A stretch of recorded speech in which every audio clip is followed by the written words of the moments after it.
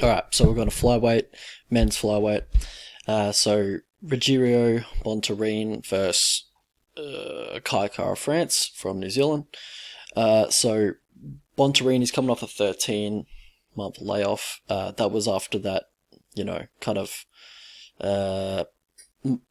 he got outclassed pretty much by Ray Borg. But yeah, no, that's no shame in that, honestly.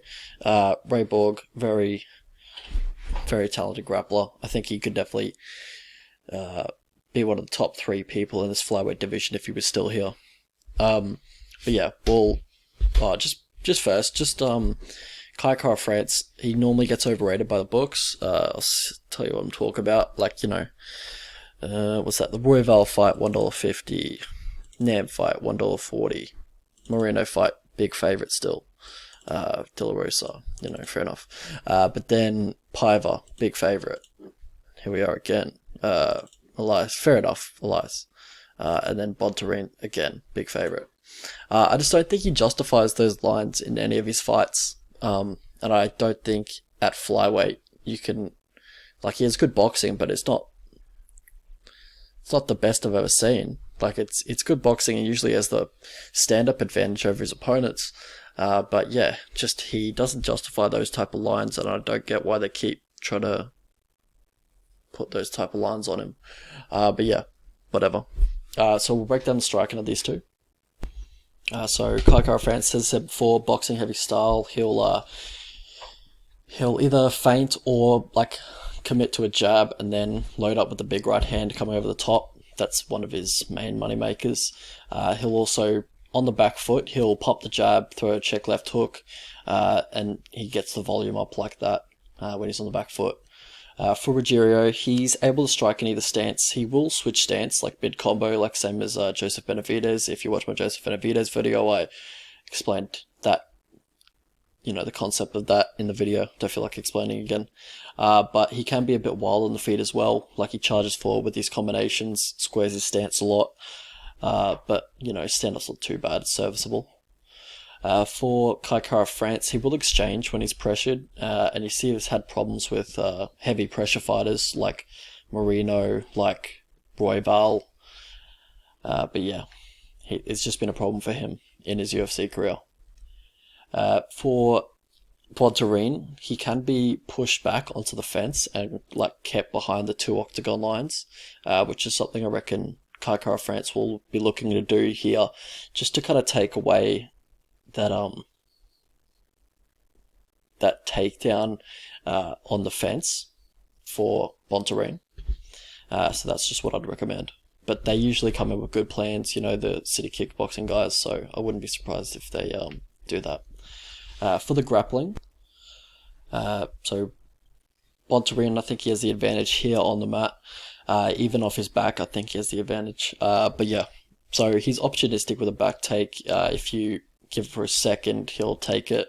And Kai Kara France, he did something in the De La Rosa fight, which I didn't like. De La Rosa had the body lock on him, and he just he turned around and gave his back for some reason. I'm not sure why.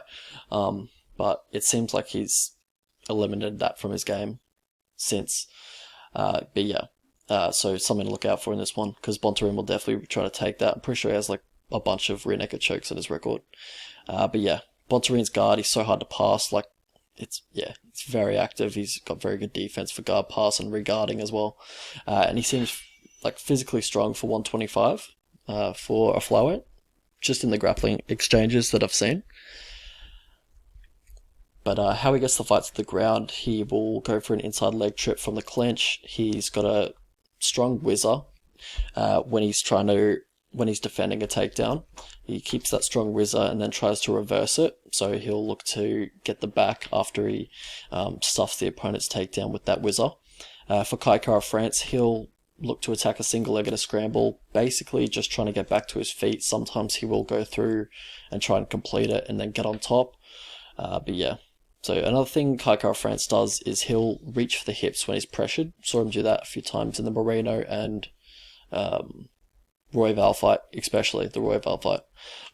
And when he does get on the hips, he'll go for that head on the outside single, and it isn't particularly quick. the way he sets it up, and also he keeps his head, like, keeps some space between his head and his opponent's body, which is just a no-no. And he's been caught in that guillotine a few times. I think he got caught by Piver in it a few times, got caught by Royval. Someone else caught him in it as well. Might have been De La Rosa. Or, what's his name? Elias Garcia. Not sure, but he's just been caught in it a few times. So how these guys win. So Kai Kara-France, he's got a nice jab. He keeps the volume up on it as well, which is good. That's how he wins all these decisions, really. And he's got good takedown defense. Same with all the guys from City Kickboxing. They all, have good takedown defense. And he has good scrambles as well for a striker. But yeah, Rogerio, he has good takedown defense as well on the fence. Don't just base it off the Borg fight, because Borg's just that good. He'll take you down he'll take you down on the fence like 10 times out of 10, unless you're like Demetrius Johnson or something. But just all in all, yeah, it's good takedown defense on the fence. How these guys lose? We'll stay with Bontorin. He can be too comfortable off his back. Not talk about the Borg fight, because he pretty much had no choice there, but he can, just lie on his back, go for submissions. It's just something to watch out for. Obviously, the judges don't rate it very highly anymore.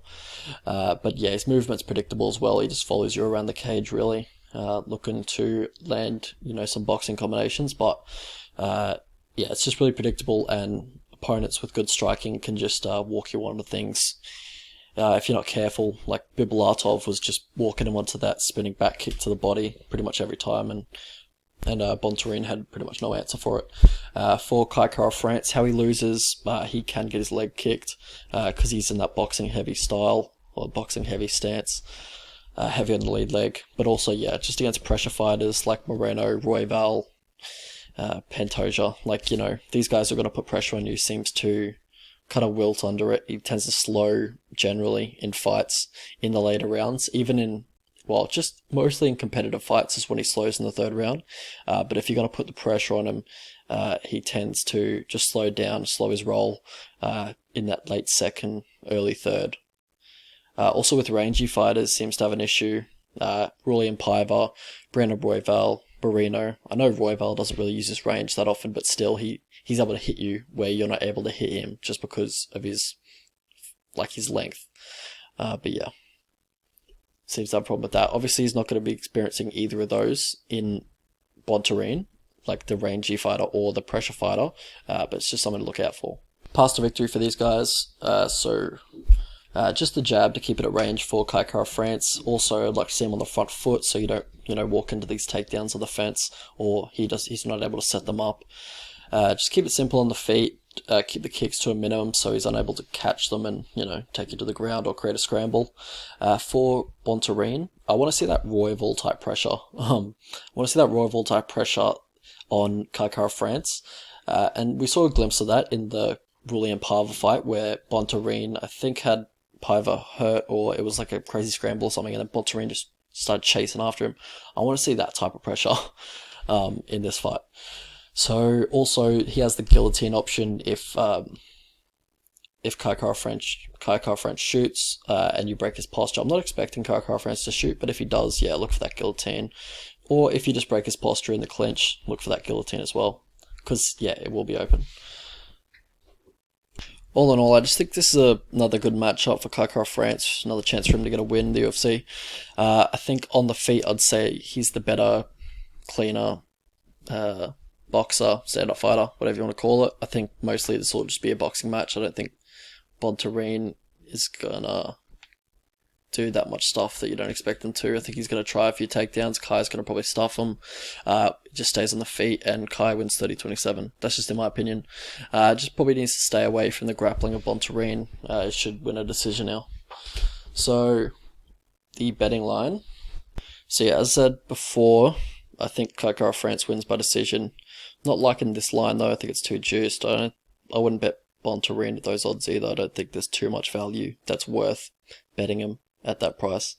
If you get Bontorin at like $2.5, seems like it's trending that. No, seems like it opened a bit wide, but so if you can get Bontorin at $2.5, I'd probably put a tiny bit on that. I'm not too confident that he could win this fight, but just for value. If Kai Kara-France gets to like $1.75, I'd probably chuck a bit on that because I think he wins this fight roughly 59% of the time.